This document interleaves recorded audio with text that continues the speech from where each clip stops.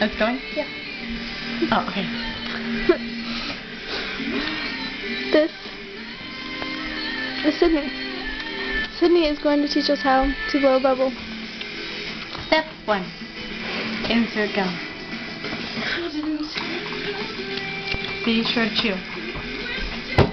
Not swallow.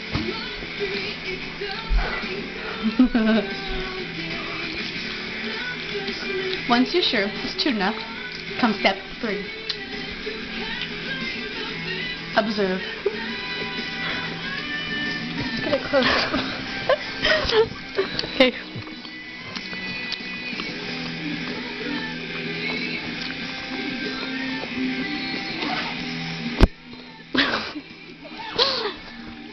Step 3. Blow the bubble.